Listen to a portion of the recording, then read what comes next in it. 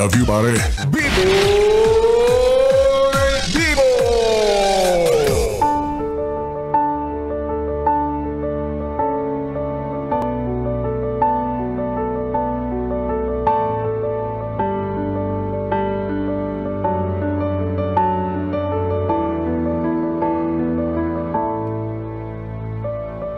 Yes, friend, ako'y nagbabalik, DJ B-Boy Bibo, para sa ating tuloy-tuloy na BB Time tungkol sa usaping soft launch.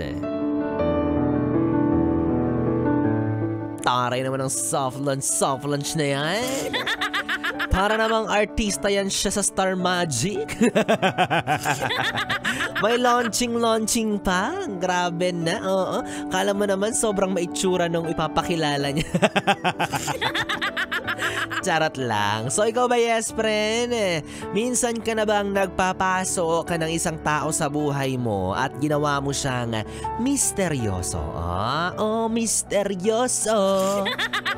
Misteryoso meaning walang ibang nakakaalam ng tungkol sa inyo, o hindi mo rin siya nababanggit sa kahit anong kwento at hindi alam ng mga tao sa paligid mo na meron ka na palang lihim na kinakalantaryo. Ay, bakit naman lihim na kinakalantaryo? Baka naman kasi pamilyado. Mahirap yan, Kaya pala soft launch muna. Hinihintay munang maghiwalay nung current jowa niya. Ikaw, ha?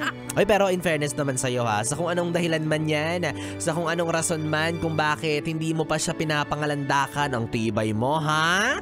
Oo, grabe na talaga yung determinasyon mo na magkaroon ng jowa para lang hindi mabate, para lang hindi mausog. Talaga namang gagawin mo ang lahat ng paraan, ultimo ang itago ang iyong kasintahan. Oo. Ay, well, uso na rin naman sa panahon ngayon yun, di ba? Yung soft launch. Yung tipong hindi mo muna ibubulgar agad-agad ang katauhan ng iyong kasintahan. Di ba? Yung hindi mo muna siya ipapakilala ng biglaan. Hindi mo muna ikikwento kung ano yung naging simula ng love story ninyo, ni height niya, ni anino. Hindi mo ipapaalam sa kahit sino. Ay, grabe ka naman, oy. Anong theme song nyo? Secret love song. Diba? Pero alam ko naman, naiintindihan ko naman at gets ko naman yung konsepto niyan, no? Na bumibuelo ka lang, paunti-unti. Diba? Hindi ko man alam kung ano yung eksaktong rason kung bakit kailangan mong gawin yan, or dahil ba nakikiuso ka lang, o bahala ka sa buhay mo, diba? Pero kasi minsan kapag nasa stage na bago pa lang kayo, hindi pa malalim yung namamagitan sa inyong dalawa ng tao, yung tipong wala pang masyadong feelings na nabubuo, tapos kinuwento mo sa iba, ang dami-dami agad nilang chika, ang dami-dami agad narinig na haka-haka, diba? Kaya minsan mas mainam pa na wag mo munang sabihin sa kanila until maging kayo na, until maging talagang concrete na yung foundation ng relasyon ninyong dalawa. Kaya gets naman din, no? Ganoon din naman sa ibang aspeto ng buhay, di ba? For example, meron kang pangarap na hinahangad-hangad mo, inaasam-asam mo, pinagtatrabahuhan mo. Hindi mo muna sinasabi sa iba kasi nga ang common terminology na sinasabi ng mga Gen Z, ayaw nilang ma-evil eye. Yan, di ba? Yung kapag nalaman ng ibang tao, nababati, nauusog. Kaya ganun din sa sitwasyon na meron itong mga yes friend natin na dumadaan pa sa soft launch. Taray naman. Diba? Kasi totoo nga naman, oo, diba kapag sinabi mo na sa ibang tao, ang dami ng opinyon kapag pinakilala mo na agad siya, ang dami ng sasabihin, may maririnig ka na, ay, mukha siyang manluloko. Ay, mukhang hindi kayo magtatagal. Ay, gusto mong sampa. So ang ending kapag ganon, napapa-question ka, di ba? Napapatanong ka sa isipan mo, napapasabi ka ng, ay, oo nga, no? Parang di nga kami bagay, no? Ay, oo nga, no? Mukha nga siyang manloloko, no? So, kumbaga, naapektuhan yung opinion mo tungkol sa kanya dahil sa opinion ng iba, which is hindi rin naman totally mahalaga. Di ba? Nawawalan ka ng sarili mong perspective towards doon sa taong kalaguyo mo. Kalaguyo! Diba? Nawawala yung sarili mong impressions towards that person. Kasi pumasok na yung mga kuro-kuro, yung mga opinyon ng mga tao sa paligid mo.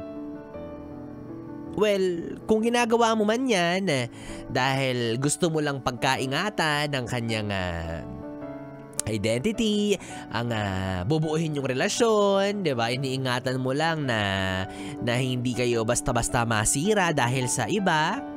Well, gets kita. Okay lang yan. Walang problema dyan, yes, friend, ha? Hindi naman sa pagiging hindi proud, no? Kasi sabi nila, pag mahal mo, ipangalandakan mo, ipakilala mo sa lahat ng tao sa buhay mo. Oh, yeah, gets yun. Pero darating din kayo sa time na yun. But for now, hindi muna, 'di ba?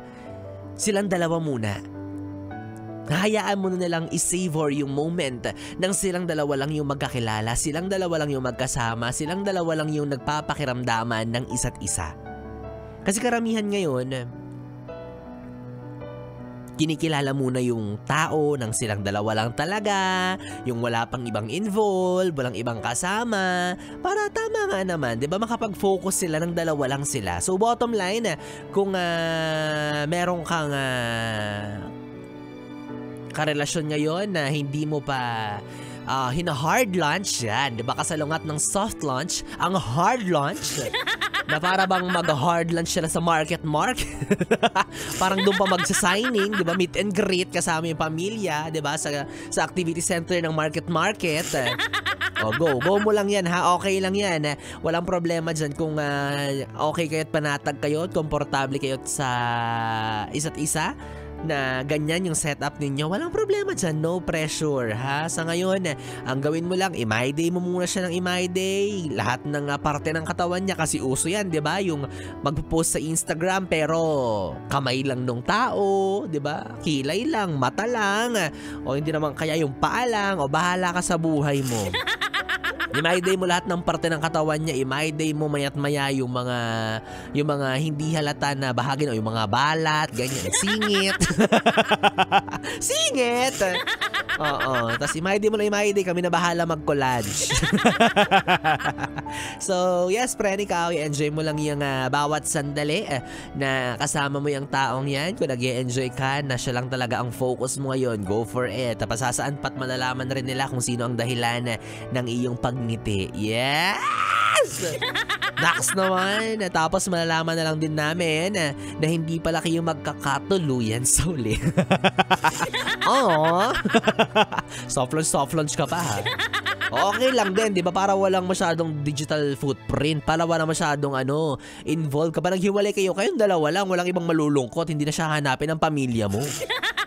O, kasi hindi yung problema minsan kapag pinakilala mo na sa pamilya mo, sa mga kaibigan mo, tapos biglang hindi na kayo nag-usap, sasabihin nila, "Hoy, asa na si Bakit hindi mo siya kasama?